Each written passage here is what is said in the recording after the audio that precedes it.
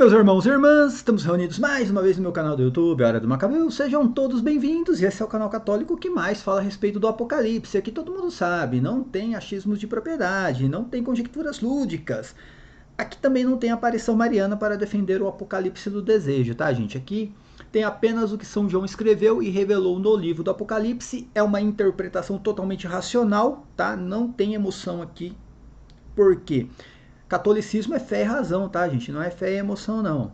Eu também falo muito sobre aparições marianas, as verdadeiras, as falsas, as reconhecidas e não reconhecidas pela igreja. E hoje eu quero trazer para vocês aqui alguns pontos nos últimos 3 vídeos, né, publicados lá no canal da aparição mais famosa aqui do Brasil, todo mundo conhece, aquela aparição que o cabra que curte a aparição, ele defende com unhas e dentes de modo incondicional, tá? Não tem catecismo, não tem magistério da igreja, não tem o papa, não tem nada. O que a aparição disse tá valendo, é dogma de fé. E são os aparicionistas, né, que defendem com unhas e dentes mesmo, tá bom? Enfim, né, eu estou aqui como católico para mostrar o que está correto e o que não está correto dentro da doutrina da própria igreja. Eu já falei muitas vezes aqui que uma aparição mariana verdadeira tem aspectos, né? Para se provar que realmente é uma aparição. Ela tem que passar pelo crivo da igreja. Ela não pode contrariar, por exemplo, as escrituras em nada. Não, uma aparição mariana, se realmente é a mãe de Deus, ela não pode mudar uma vírgula do que está nas escrituras. Uma vírgula. Se ela mudar uma vírgula, não tem argumento. Não é a mãe de Deus. Infelizmente, essa aparição mariana aqui no Brasil, todo mundo sabe que está tentando reescrever as escrituras, tá? E trazendo coisas novas, sendo que a própria igreja disse que o que foi revelado nas revelações públicas já é o suficiente. O que está oculto só vai ser revelado depois da manifestação da segunda vinda de Cristo, como eles entendem que seja essa segunda vinda de Cristo. E se tem alguma aparição tentando revelar algo que está oculto, que não foi revelado, não é Maria, tá? Então eu falei, a igreja tem o crivo para analisar se uma aparição mariana é verdadeira ou é falsa, tá? Analisando os últimos 3 vídeos, trazendo aqui 3 pontos em específico, tá? O último ponto é a maior chance, está no vídeo de hoje, tá, gente? No vídeo de hoje, lá do vidente, né? Mais uma vez, falando, eu não estou aqui falando nada do vidente, né? Já falei que aqui eu analiso a aparição e a revelação, tá? Mas hoje a aparição tem a maior chance, depois do vídeo de hoje, tá, gente? Tem a maior chance de se provar que realmente é a mãe de Deus. E vamos esperar os próximos vídeos, né? E as próximas mensagens. Eu vou explicar o porquê, tá, gente? Vamos nos lembrar que uma aparição não pode contrariar a outra, né? Se é a mãe de Deus aqui, é a mãe de Deus ali também, tá? E nenhuma delas, né? Nenhuma aparição pode contrariar o catecismo, o magistério e as escrituras. E se uma aparição está contrariando, né, alguma coisa nesse sentido, está contrariando uma decisão da própria igreja, com certeza, né, a aparição verdadeira vai testificar, mostrando que aquela outra aparição é falsa. Isso vai acontecer perfeitamente. E agora é a maior chance dessa aparição aqui no Brasil se provar, testificando que realmente é a mãe de Deus. Então vamos esperar as próximas mensagens, eu vou explicar o porquê. Antes de mais nada, né, aperta no sininho, gente, dá o like nesse vídeo, compartilhe os vídeos do canal nas redes sociais, principalmente da ala aparicionista, tá? Joga esse vídeo lá, vamos ver se esse pessoal começa pelo menos a se questionar. É só isso que eu peço, não precisa deixar de acreditar, apesar que a aparição não reconhecida pela igreja, o católico não pode acreditar, né, gente? Mas enfim, mas não precisa mudar de ideia não, só se questiona. Deixa eu só dar um jeito aqui na câmera, gente. Ainda tá dia aqui, eu tô com a luz apagada, tá? Então, por favor, gente, faz o combo aí, né? Faz o combo e se inscreva no canal. É importante se inscrever no canal e nos demais canais católicos, tanto no meu como do Robson, no Escatologia Preterista.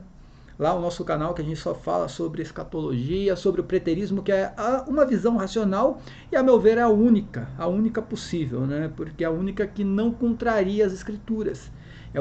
O preterismo é a única interpretação que não precisa mudar em nada. As escrituras, a semântica da palavra não precisa mudar nada, é só pegar a lei e interpretar. Voltando a falar aqui, também, desculpa gente, se você quiser, por favor, contribuir financeiramente com o canal, do lado aqui tem o Pix, tá? Aqui é o QR Code, você acessa pelo QR Code, faz uma doação pro canal, ou através da chave Pix, está passando aqui embaixo, que é crismacabelos@gmail.com. Se você quiser fazer uma doação para o canal do Robson 2.0 também você consegue, tá? Através do Pix do canal do Robson 2.0, que é canal do Robson 2.0@gmail.com. Tem duas opções também, tá? Se você quiser contribuir com o canal, que é através do Apoia-se, o link está aqui na descrição do vídeo, e através também do Clube de Membros do canal, gente. O Clube de Membros do canal é muito bom, tá? Você vai lá e consegue fazer uma doação mensal e você escolhe ali, tem 3 opções, tem de R$ 1,99, R$ 4,99 e R$ 7,99, tá? E você faz aquela contribuição mensal. A gente tá perdendo foco aqui a minha câmera, porque eu tô com a luz desligada, como eu falei. A webcam aqui, né, ela é muito clara, tá? Então se eu acender alguma luz aqui, o meu rosto vai explodir, vai parecer um anjo aqui, gente. Eu não sou um anjo, tá? Ó, nos vídeos anteriores, eu não vou aqui falar exatamente qual é o vídeo exatamente, mas enfim. Primeiro esclarecendo aqui um ruído de comunicação, tá? O pessoal assistiu um vídeo meu em que eu estava refutando, né, um dos vídeos que o vidente publicou, onde ele falava sobre São José, novamente sobre São José, né? E ele cita o exemplo de Enoque, Elias, ele vai citando o paraíso, que o paraíso ainda continua aqui na terra de um modo invisível. Como eu falei, São José virou ali uma bola de neve na vida do vidente. Infelizmente ele divulgou, não sei se foi uma mensagem, uma revelação ou alguma coisa assim que criaram, né, para ele falar, eu não sou eu quem vai analisar isso daí, né, o que é o que não é. E ele falou um absurdo, né, um absurdo dizer que São José ainda estava vivo durante a crucificação de Cristo. Por quê? Teoricamente, São José vivo na crucificação de Cristo não muda em nada a doutrina da igreja, mas muda na vida de São José. Primeiro, que ele é o padroeiro da boa morte. Se a igreja determinou que ele é o padroeiro da boa morte é porque ele morreu, tá? Segundo, né, São José era um homem justo e tinha um propósito de vida que era, em específico, que era cuidar de Maria, principalmente durante a gravidez, tá? Esse era o maior propósito da vida de São José. Cuidar do menino Jesus ainda no ventre de Maria. É ele que leva Maria, né, até Belém na época do recenseamento, tá, cuida dela durante o nascimento de Cristo, ele que foge para o Egito, ele que protege a família sagrada, e ele tinha esse propósito, e a igreja prega e preza muito por isso, tá? E a igreja, dentro de um consenso unânime, e é que eu falo, nesse caso o vidente, ele mostra assim, um desconhecimento, ele mesmo diz claramente, ele fala, eu não sei muita coisa de teologia, né, de doutrina, ele mesmo diz, né? Consenso unânime na igreja tem status de dogma, tá? A igreja não precisa proclamar um dogma para que seja uma verdade de fé. Até porque a igreja só bate o martelo com uma doutrina, né, e afirma ser um dogma, se alguém levanta uma heresia contra aquela doutrina. Por exemplo, né, até Nestório, ninguém tinha dúvida na igreja, né, sobre a maternidade divina de Maria. Ninguém tinha dúvida, era um consenso unânime. Então não era um dogma, é uma doutrina que tinha o quê? Status de dogma de fé, porque era um consenso unânime. A partir do momento que aparece Nestório, né, e levanta uma heresia em cima dessa doutrina, a igreja vai lá e bate o martelo e fala, não é dogma, quem ir contra está excomungado, tá bom? Então assim, São José O fato de São José já não estar mais presente na vida pública de Cristo pelo motivo dele ter falecido não é um dogma, porque nunca ninguém levantou uma heresia em cima disso. Eu não sei se agora, depois, né, dessa suposta revelação, dessa suposta aparição, a igreja tenha que se reunir num concílio e bater o martelo ali, né? Afirmando ser um dogma de fé. Mas ainda é um consenso unânime de que São José tinha morrido já durante a vida pública de Cristo e não estava presente mais ali. E como eu falei, na doutrina da igreja não muda nada, mas na vida de São José muda. Porque São José teria deixado Maria sozinha ao pé da cruz. Aí muda. Aí já não é mais um homem justo. Vai mudar sim a vida de São José, que é considerado talvez o homem mais justo ali na Bíblia Sagrada, tá? Tô tirando a parte, né? Tô tirando a parte ali de Jesus Cristo ser Deus, tá? O homem mais justo ali na Bíblia Sagrada, gente. Como é que o homem mais justo larga a esposa sozinha ao pé da cruz, vendo o filho ser crucificado? Isso é um ato de covardia, então não seria mais, né, São José da boa morte, e sim São José da covardia, tá? Então, assim, aqui isso virou bola de neve, tá? Porque ele falou esse absurdo, virou bola de neve, a todo momento ele está tentando se explicar, trazendo uma afirmação aqui, uma revelação ali, e o Robson já até fez um vídeo sobre isso, falando, eu já sei qual é a alternativa que ele encontrou para dizer que São José estava vivo e o porquê não estava presente na crucificação. Ele vai falar que São José foi levado para o paraíso. O Robson já tinha levantado, né, essa hipótese, né, de que ele ia falar, ó, São José não estava presente porque Jesus Cristo, o Deus, né, no caso, Deus colocou ele lá no paraíso. E ele começou nesse vídeo a buscar essa alternativa, falando paraíso que é invisível aqui na Terra e que está na Terra esse paraíso e que homens foram para o paraíso. Começou a levantar e começou a trazer o caso de Elias, de Enoque, que foram arrebatados, enfim, né? Já falei, tanto Elias como Enoque, eles morreram, tá, gente? Morreram, todos tiveram que morrer, tá? E hoje estão, sim, no paraíso, mas no céu, tá? Não no paraíso aqui na terra, que não existe, tá? Não existe, eu já falei o porquê. Aí o que aconteceu? Acontece um ruído na mensagem, porque ele tem ali as pessoas que ficam buscando coisas nos vídeos contra a aparição, e enfim, vai lá e passa informação para ele, passa do modo errado. Aí passaram para ele que eu falei eu falei que ele falou que São José foi levado numa carruagem de fogo. Gente, eu não falei isso também. O vidente não falou isso, tá? E eu também não falei. O que eu falei é que ele usou, tá? O caso de Elias e o caso de Enoque para tentar, né? Para tentar justificar a não presença de São José ao pé da cruz, dizendo, né, levantando a possibilidade de São José ter sido levado para esse paraíso, não numa carruagem de fogo, não como, entenda, o que eu falei é que ele usou os casos existentes, que existem na Bíblia, né, para poder justificar isso daí, tá? Mas que nesse caso ele realmente levantou sim essa hipótese. Naquele vídeo ele levantou, tá? E eu discordo plenamente. São José morreu, já tinha sido enterrado, e é isso que a igreja ensina, tá? Qualquer coisa fora disso não é de Deus, tá bom, gente? Então, só explicando a respeito desse ruído, porque ele tem lá os secretários que ficam investigando os vídeos que falam das aparições marianas, enfim, quando fala da aparição dele, o cara vai lá e passa para ele a mensagem, mas passe corretamente a mensagem, tá?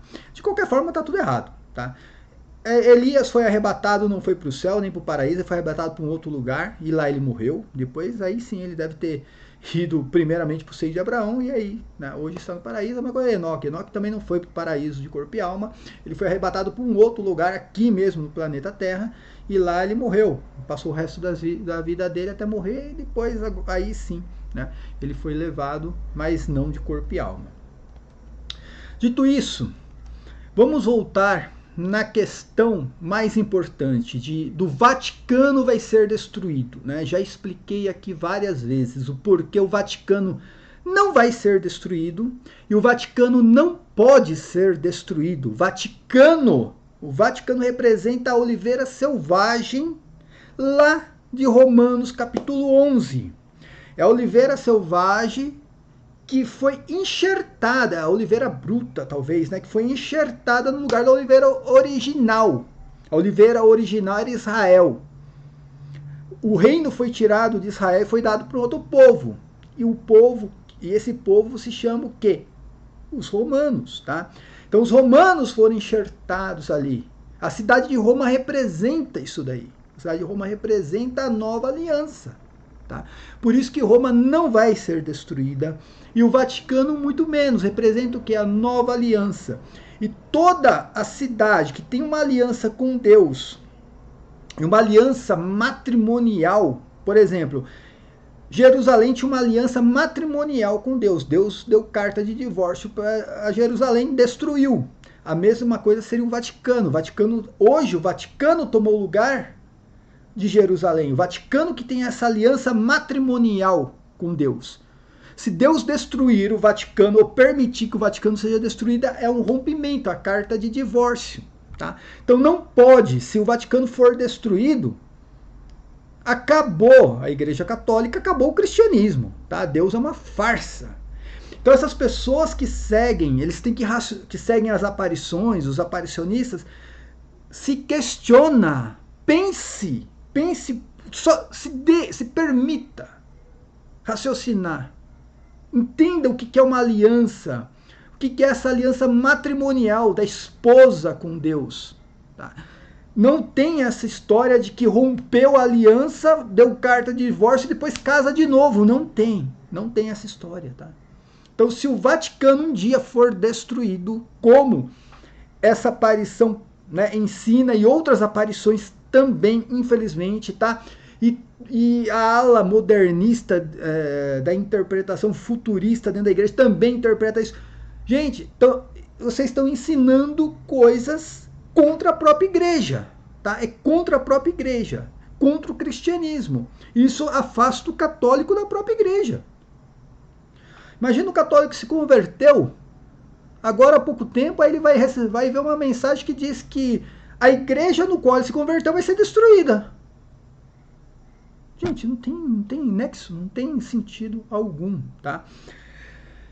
Em cima disso, eu já fiz, né, um vídeo refutando, mostrando biblicamente o porquê não há a mínima possibilidade do Vaticano ser destruído. Gente, o Vaticano, quando os povos bárbaros eles invadiram Roma, saquearam Roma, queimaram Roma, destruíram tudo. O mundo acaba naquele momento. Depois nós entramos no período feudal. Tá? O mundo acabou. Tudo que estava pronto ali acabou.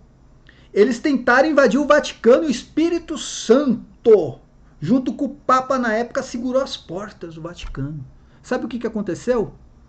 A igreja foi lá e converteu todos os povos bárbaros. Só isso que aconteceu. Você acha que essa igreja vai ser destruída? Você acha que o Vaticano vai ser destruído, minha gente? Pelo amor de Deus. Pelo amor de Deus. Me ajuda aí, os aparicionistas. Me ajuda, pelo amor de Deus. Só que assim, agora não tem como voltar atrás. Esse é o problema dos aparicionistas, né? Esse é o problema, que não tem como voltar atrás, porque eles já pregaram isso. Já ensinaram isso, já fizeram catequese em cima disso. Por isso, gente, por isso que uma aparição verdadeira e reconhecida pela igreja, tá? O vidente, ele tem que ficar calado.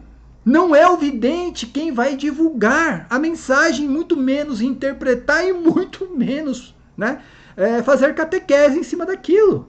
Não é o vidente tem que ficar calado e entregar aquilo para a igreja. A igreja vai pegar, analisar e sim, ó, não, isso aqui procede, vamos divulgar, vamos primeiro nós iremos interpretar e depois nós iremos publicar.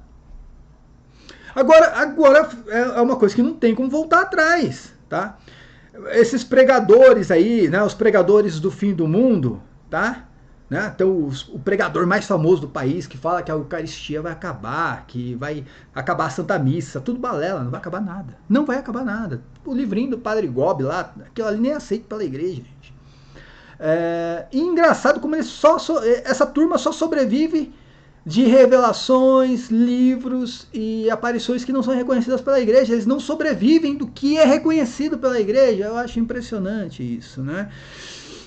Então, assim, é o que eu falo mais uma vez, tá? Agora eles já pregaram, já ensinaram isso, agora não tem como voltar atrás. Por isso que eles estão, né?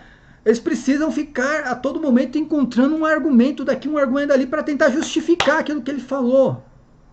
No fundo, todos eles, os videntes, os pregadores aí do fim do mundo, todos eles sabem que é um absurdo que eles pregaram, que eles ensinaram. Mas, né? Se falar assim, não, peraí, não é isso, estava errado, acabou a aparição, né? A aparição é falsa, né? Essa é a realidade. Então tem que encontrar uma maneira de justificar aquilo. E um dos vídeos ali, né? Então, como eu falo, isso vai virando bola de neve. E prestem atenção num outro absurdo que ele falou, tá? Ele diz aos 10 minutos do vídeo, acho que de domingo, se não estou enganado, tá? Ele diz que a igreja será reduzida e ficará pequena. Gente, cara, eu não vou nem falar que pode ser o que não pode ser, eu vou falar o que está no catecismo. O catecismo diz que a igreja vai levar o evangelho para todos os pagãos. E depois disso, vai converter os judeus. Como que a igreja vai se reduzir e ficar pequena? O vidente, cara, eu acho legal essa parte do vidente, porque a todo momento, né, ele insiste na pessoa, ele insiste que a pessoa tem que ter o catecismo em casa, tem que ler, mas ele não está seguindo o catecismo. Ele acaba não seguindo aquilo que ele defende. O catecismo é muito claro. A igreja vai levar o evangelho ao mundo, vai pregar para todos os pagãos irão se converter e depois os judeus. Como que vai ficar reduzida? Você que é aparicionista, está seguindo, né, de um modo incondicional essa mensagem, essa revelação. Você concorda com isso ou você concorda com o catecismo? E para terminar, eu vou mostrar para vocês que o vídeo de hoje, do dia 24, né? O vídeo de hoje deixou uma brecha, a maior brecha mesmo, para que essa aparição possa se justificar, testificar, se provar que realmente é a mãe de Deus. Por quê? Aos 12 minutos, o vidente vai falar sobre La Salette. E La Salette, todo mundo sabe da história. Eu sou perito em La Salette, tá, gente? Eu não estou aqui, né, tentando me aparecer, não, mas eu estudei muito sobre La Salette. Eu tive que mudar minha visão, porque eu condenava La Salette por inteiro, né? Depois eu tive que vir a público e falar, não, realmente a aparição foi reconhecida e a primeira versão da revelação foi reconhecida pela igreja, tá? Tive que mudar, tive que pedir desculpas, né? Quando a gente erra, a gente tem que vir aqui a público e pedir desculpas. Só que o Opúsculo de La Salette de 1897, acho. Peraí. O segundo opúsculo, 27 anos, ele foi escrito 27 anos depois, tá? É 1897, se eu não estou enganado. E 87. Deixa eu pegar aqui, gente. Eu esqueço as datas, tá? Quando foi escrito o segundo opúsculo de La Salette? É de 79, tá? 1879, tá, gente? Isso, pronto, desculpa.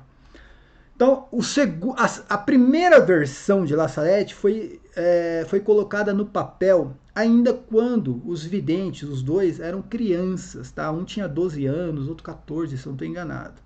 Isso por volta de 1851. Uma cartinha desse tamanho, né? Os dois, né, contaram a sua versão. Uma cartinha desse tamanho que nada ali é contra a igreja. Eu não acredito, mas Realmente ali não tem nada contra a igreja. Depois de 27 anos, o vidente, o menino, já tinha morrido já, e a vidente, a menina, ela passou, né, por vários lugares. Enfim, eu não vou aqui entrar nessa questão histórica, mas ela sofria de esquizofrenia, tá, gente? É contado isso em livros, pessoas que testemunharam, ela estava sofrendo com esquizofrenia. Com certeza aquilo era esquizofrenia.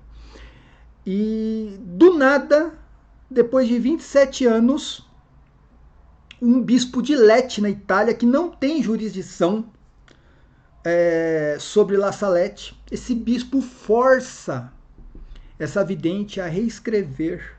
Ninguém sabe o porquê esse bispo de Lecce, na Itália, vai lá e faz isso. Força ela a reescrever o segredo de La Salette.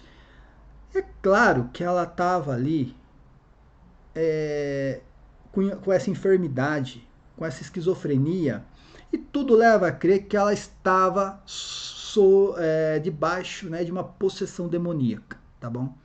Para escrever o que ela escreveu, ela não estava bem e o demônio agiu ali. Então fique sabendo você, viu, gente? O demônio, ele pode agir principalmente em alguém que já teve uma revelação divina. Ele pode agir e ludibriar essa pessoa. Nesse caso, foi um ato totalmente demoníaco, tanto que essa versão foi escrita em 1879 e um ano depois o Santo Ofício, tá? Isso é antes do Concílio Vaticano II, tá, gente? Antes que venha aí a ala modernista, né? Ou se não a ala tradicionalista falando que foi depois do Concílio. Não, foi antes, bem antes do Concílio. Um ano depois o Santo Ofício falou: tire das mãos dos fiéis esse opúsculo. Isso não é católico. Um ano depois, tá? Um ano depois. O Santo Ofício já proibiu a divulgação e a publicação desse opúsculo, tá? Então, enfim, é algo demoníaco, né? E tem vários absurdos, heresias ali, né? Parece até que foi Ellen Goldwhite que escreveu aquilo. Nem parece que foi uma vidente católica quem escreveu aquele opúsculo. Então, estava condenado. Já tinha sido colocado ali, já no index de livros proibidos, porém, sempre tem, né, um herege ali que tira aquilo ali e começa a divulgar. Então, em 1923, depois de várias tentativas aí desses hereges de divulgar esse opúsculo demoníaco, o Santo Ofício vai e bate o martelo. Condena plenamente. Então o Santo Ofício, antes do Concílio Vaticano II, condenou. Tá condenado. É demoníaco. Demoníaco. Tá? E agora por isso que eu tô falando, gente. Presta atenção onde eu quero chegar. É a maior possibilidade da aparição aqui no Brasil, a mais famosa, de se provar, testificar que realmente é a mãe de Deus. Porque o vidente, aos 12 minutos, ele vai falar de La Salette. E o vidente vai falar assim: eu não conheço. Não posso falar muita coisa sobre La Salette porque eu não conheço, né? Mas parece que a igreja condenou uma profecia porque diz que Roma será a sede do anticristo. Primeiramente, não tem só essa profecia de que Roma será a sede do anticristo, tá? Isso é uma heresia, porém tem outras também, como Roma vai perder a fé, tá? Isso é uma heresia, contraria o livro de Romanos, da Bíblia Sagrada, que diz que Roma vai esmagar a cabeça de Satanás, tá? E diz que a igreja vai ser eclipsada, ou seja, vai ser escondida. Nunca a igreja vai ser escondida. E o pior de tudo, né? Diz que o anticristo vai ser uma cria de uma freira católica com um bispo católico. Ou seja, o anticristo é um católico. Que é heresia pura, gente. Heresia. São vários absurdos. Aquilo é algo demoníaco, realmente demoníaco, né? Graças a Deus que a igreja realmente pegou e condenou aquilo. É um absurdo, tá? Mas ele vai dizer assim: tá assustado por quê? Não, ninguém tá assustado, viu? Eu não tô assustado, até porque eu sei muito bem o que significa o anticristo, tá? Então eu não tô assustado com nada, tá? Eu só estou impressionado como que pessoas que se dizem católicas, né, eles escutam um absurdo desse, uma heresia dessa, e acham que é normal. Gente, pessoal, quando eu tive o primeiro contato com esse opúsculo de La Salette condenado, eu não sabia que era um opúsculo condenado. Isso foi por volta de 2007, 2008, há mais de 10 anos. Tá? Eu não entendia nada de Apocalipse, muito menos de aparição mariana. Era uma época que eu ainda estava começando a estudar catolicismo. Eu nunca tinha lido a Bíblia na época, nem de Gênesis e Apocalipse, não conhecia nada. E me mostraram esse opúsculo aí. Quando eu li esse opúsculo, sem entendimento nenhum do que era a aparição mariana, do que era o Apocalipse, eu olhei aquilo e falei, isso aqui não é católico. Eu falei, eu não sabia que tinha sido condenado. Eu não sabia. Mas eu olhei aquilo e falei, isso aqui não é católico. Não tem a mínima possibilidade de ser católico isso aqui, gente. E aí eu fui numa briga com os confidentes católicos naquela época, né? Que eu falei, o pessoal do Salvai Almas, os confidentes católicos, aquele site Fim dos Tempos. Começou uma briga do Cris Macabeus com esse pessoal se segurando, até o dia que um amigo, eu nem me lembro, o Leandro, não, amigo, acho que foi o Leandro, que ele me mostrou exatamente, né? O que tinha acontecido com La Salette, que esse opúsculo era um opúsculo condenado pelo Santo Ofício. Aí eu esfreguei na cara de todos eles, é claro, mas eles acataram? Não.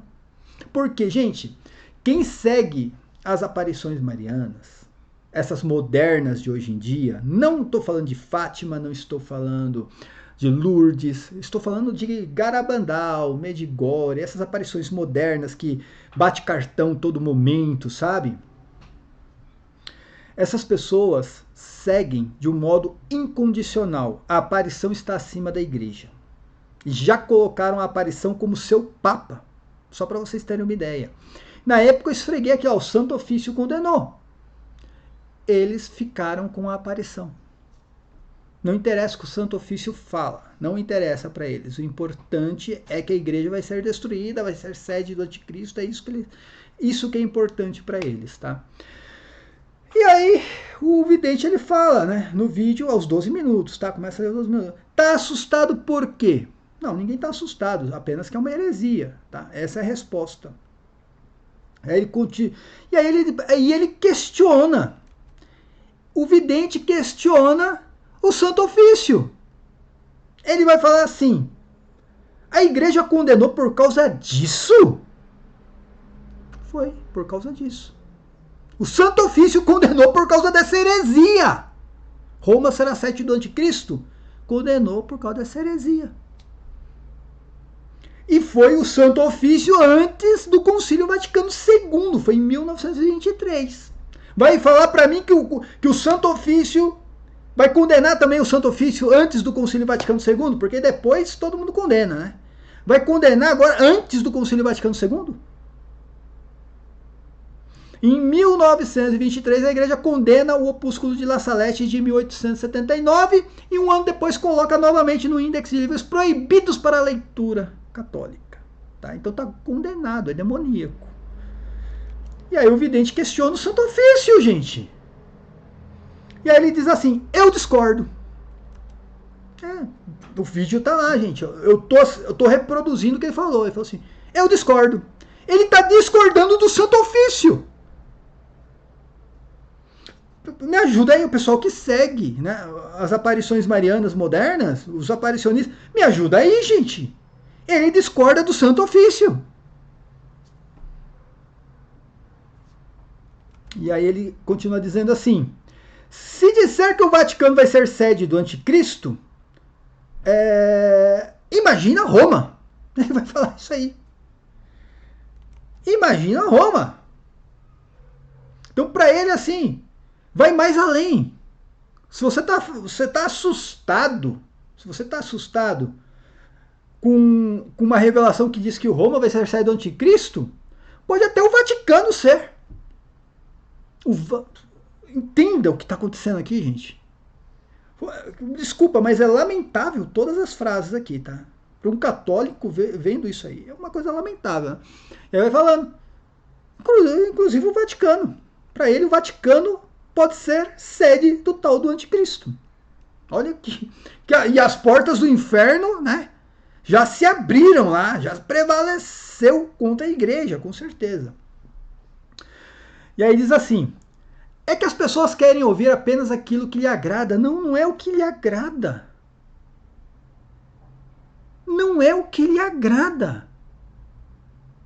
É o que Jesus Cristo prometeu para a igreja.